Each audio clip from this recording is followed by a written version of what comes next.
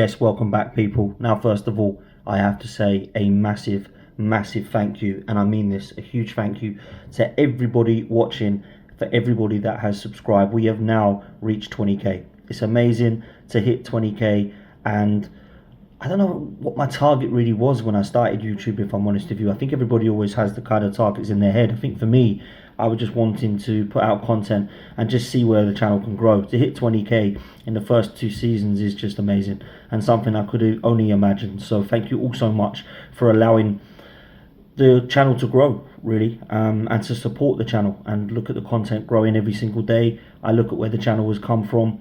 I look at the people that have managed to get themselves on the channel to actually promote and support and, you know, complement and contribute to what I'm doing, and what we're trying to do as a community, and where we're trying to grow as a platform, I suppose. So yeah, massive thanks to everybody who's contributed to the channel. Massive thanks to all the panelists. Massive thanks to all of you for liking and subscribing, and please make sure you do the same today. We are now moving on to 30k, which is the next target, which is incredible. So yeah, to think that we're actually on 30k already is mad as the next target. So to hit 20 is amazing. I'm in Spain. I'm not at home. I'm on my holidays, and I wanted to put out some content in relation to some of the transfer news that's been rumoured to be happening today in relation to Arsenal, because Arsenal have actually been spoken about as quite a, I would say, I don't know if regular is the right word, but basically every single day something is happening in the Arsenal community about a rumour or perhaps a player that might be outgoing. So we're going to talk a little bit about that today. Before I do that, make sure you've liked, make sure you've subscribed, and make sure you do me a favour, people, and go over to footballprizes.co.uk. They are our sponsors of the channel. They are our partners of the channel. Please make sure that you do that. If you go over to www.footballprizes.co.uk, you will see the following. It is an unbelievable chance for you to win some Arsenal memorabilia. Please make sure that you go over to the website. You will see it on there.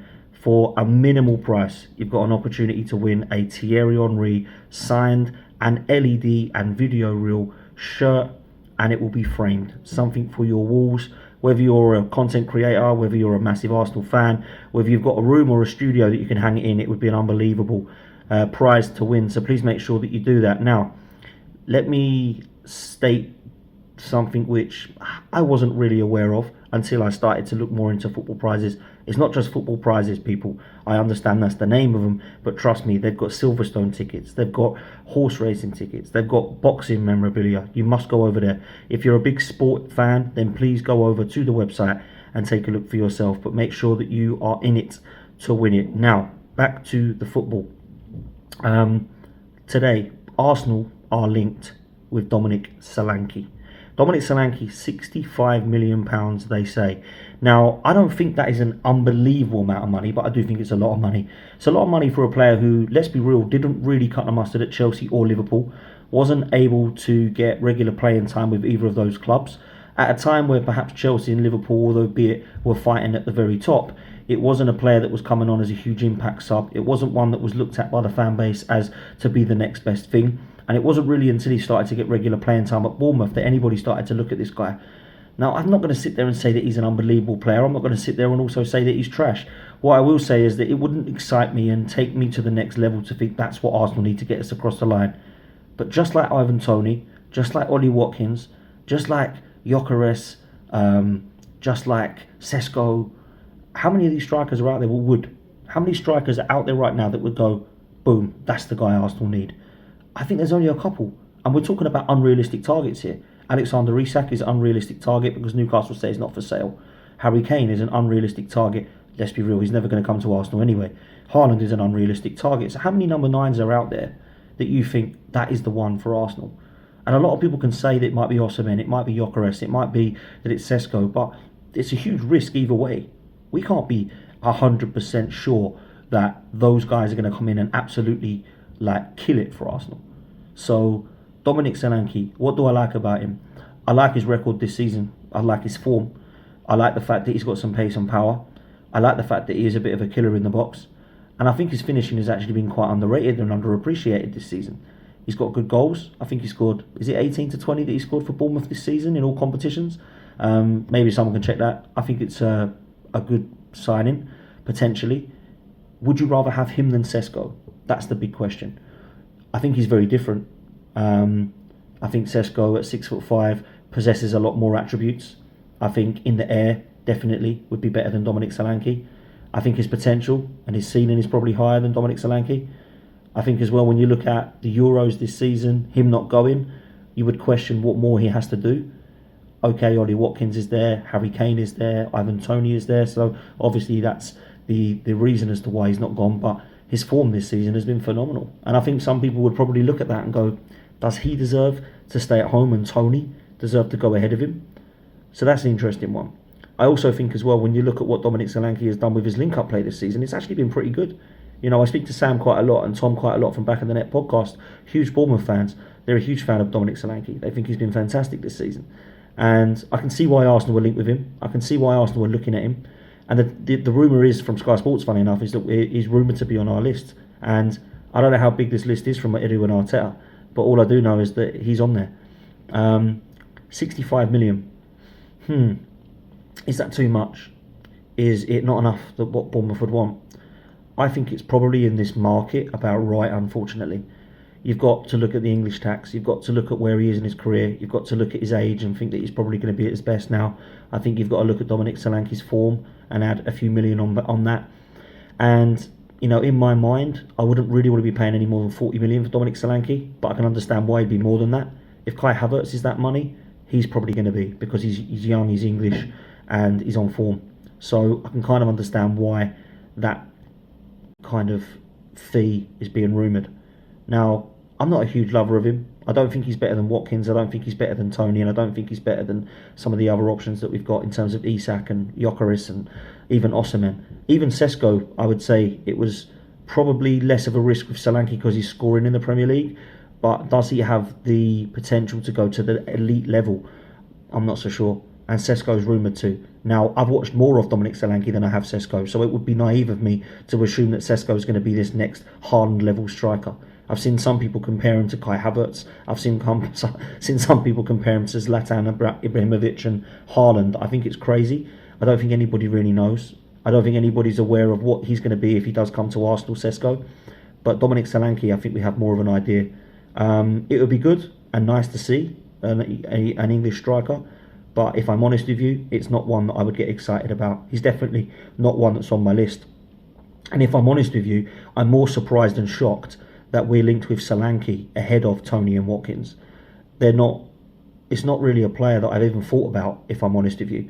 And I would question whether Toney and Watkins could take that next step to go and lead the line for Arsenal as opposed to doing it at Brentford and Villa. So I'm definitely going to question mark whether Dominic Solanke can do it for Arsenal ahead of the likes of what he's done at Bournemouth, particularly off the back of what he did not do for both Chelsea and Liverpool. Now, it might be harsh because he was very young at that time, and we have seen strikers, haven't we, that have started off somewhere and have just not been able to take it to that next level, and then all of a sudden, boom, they come and they start to turn it on.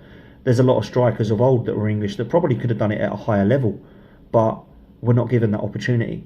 I look at somebody like Jermaine Defoe, who was an absolute killer, but who was never really given the opportunity to do it in Manchester United or Arsenal when we were at the time absolutely killing it, or even Chelsea. I look at Robbie Fowler and think what an unbelievable finisher he was, probably one of the best that I've seen. At the time, Liverpool weren't winning anything. He never really got the opportunity to do it at any of the other big clubs in England in terms of Arsenal, Chelsea or Manchester United at the time. And I remember when he left Liverpool thinking, go and get him, Arsenal. And I think he went to Leeds and then obviously to Man City, and then back to Liverpool, funnily enough. So I look at some of those strikers and I think Jermaine Defoe and Robbie Fowler are levels above Watkins, Toney and Solanke. And again, that leads me to, where's the talent? The talent pool drop is huge. I think if you look at the number 9s in the world right now, in Europe, do you think there's what? Maybe 3 at the moment that people would be absolutely 100% all over if they become available? And that's Haaland, Kane and Alexander Isak. I don't think there's anybody else that you can look at. Maybe you can think of some names for me, but I don't think of many. I think people will look at Gyökeres, Osimhen, Sesko. I think people will probably look at Toney and Watkins in England. I think probably, there's other names out there of people that you might look at and think that could be an interesting signing, like Jimenez, like what's his name? Oh, it's gone from me now. Jonathan David. These type of guys, but are they really going to do it? Not for me. I mean, Jonathan David might be a good signing for potentially a West Ham, someone like that, but he's not going to lead the line for Arsenal. So for me, I look at those types of players, and I think the only other thing that we might do is have a look at the Euros and hold off. There's not one out there at the moment in midfield or in the striker position that Arsenal 100% have to go and get. There's not two obvious players for me.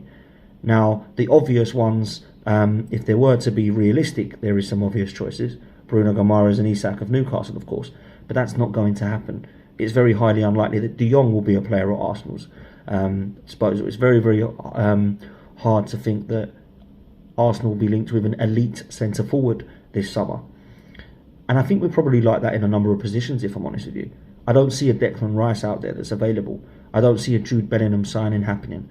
I don't see potentially even an expensive signing that might not have worked out. Somebody like a Jadon Sancho that hasn't worked out for Manchester United. I don't see Arsenal's equivalent out there.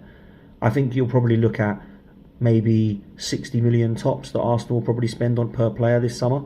And I think that could be quite deflating. When people are looking at 100 million Bruno or 100 million pound striker, I don't really think that we've got any players out there that are going to be 100 million pounds. I honestly believe there's going to be players out there that we could potentially look at that might do a job and come in for 40 or 50 or 60 million. Would that be enough? Well, that's for Arteta and Edu to look at. That's for the Cronkies to get together with them and say, right, X, Y, Z's needed. We need this player here. These 5 positions need covering. Let's go and do the business. And I think that's what we've got to be looking at, guys. I honestly do. I think when you look at it, it's clear where we're linked. We're linked with a goalkeeper because we know Ramsdale's going. We're linked with a defender because we know we're losing the likes of Tierney, Tavares, and potentially Kivior today. I'm seeing interested from Italy, AC Milan and Juventus, both interested in him, which is a strange one for me because I wouldn't be wanting to sell him when he's good backup. Zinchenko, it's died down a bit from Bayern Munich, but we know that Vincent Kompany was interested. I think in midfield, we still don't know what's happening with Thomas Partey. Is he staying? Is he going? Saudi Arabia are apparently sniffing around him. If he's got between 30 and 40 million being offered, he's got to go, hasn't he? Let's be real. When you then look in the central midfield position from the attack positions, what's happening with Smith Rowe? What's happening with Fabio Vieira? Is Reece Nelson getting any interest? Eddie Nketiah looks to be linked with both Wolves, Fulham, and I think was it Palace, who, to be fair, have been sniffing around him for quite a while. There's going to be an opportunity for us to sell some of these players, but how many of them are coming in that you look at and go, wow, absolute starter? I'm not so sure. I think in the 9 position, Kai Havertz is probably going to end up starting the season in the 9 for Arsenal. I don't think Dominic Solanke, Sesko, Tony, Watkins, or any of the others we're linked with will come in and go, boom, straight away. There you go, there's your number 9. I think if we get in that number 9, keeping Jesus means we probably won't go for a wide player, and we'll probably use Jesus there. And if we sell Reece Nelson, then do we need another wide player? Maybe some people think we might. Because if a striker comes in and replaces Eddie, and then we don't get a wide player to replace Nelson who leaves, we're a player down. So it might be that we put in a bid for Pedro Neto. It might be that we go for a wide player that perhaps we're not even linked with yet or looked at yet. And then, of course, there's the defence situation. Yoel Harto looks to be probably more than likely to stay at Ajax. If you listen to the latest comments about him saying that he wants to be happy at Ajax and he's happy to stay there for another season, so maybe he's not the guy we're looking at. Diamande looks like they're going to want between 35 and 55 million for him, so that's a hell of a signing for someone who's going to sit on the bench. Are we going to get somebody that's going to, are we going to end up with a backup goalkeeper, a backup defender, a backup for Saka, a backup for Odegaard, a backup for Havertz, and a backup for Rice? Is that really going to take us across the line? But it could be a window like that, guys. It could actually be a window where we look at and go, do you know what, actually, we haven't really upgraded. We've just replaced. And I really don't want it to be that. I want that window to shut on us to go, wow, we've got a brilliant midfielder, a ridiculously good striker, and backup to both Saka, Saliba, and a replacement for Ramsdale. I think that's the bare minimum that I want to be looking at. 5 players coming in, and those positions. A keeper, a defender, a winger, a midfielder, and a striker. That's what I want to be seeing. And, Igal was talking about young players coming through. That's fine. I give him a bit of stick for it because I was more peed off about the fact that we're still looking at young processes. We've always got to be looking at that, and I understand his point. I think for me, when we're looking at the academy, Ethan Nwaneri is a guy that we could use next season instead of somebody like Fabio Vieira. I think if Smith Rowe wants to stay, I think he will do. But we need to be realistic about how we're going to take this team that's very good and very promising across the line. And I think anybody under the age of 23 just isn't going to do that, in my opinion. I think we've got to go in with the experience now and go, right, he's ready now, and he's ready now. Let's go do it, and let's get across the line. That's where I'm at. Guys, I'm going to be doing as much as I can to try and promote and do as much content as we can in relation to the transfer news while I'm out in Spain. I'm out here for a week, so I'll be definitely plugging some more content. Big up to all of you. Thank you once again for 20k. Like the video, subscribe if you are new, join the community, and let's help us get to our next target now, which is 30k. I can't believe I'm saying that still, and we'll see you next time. Take it easy, people.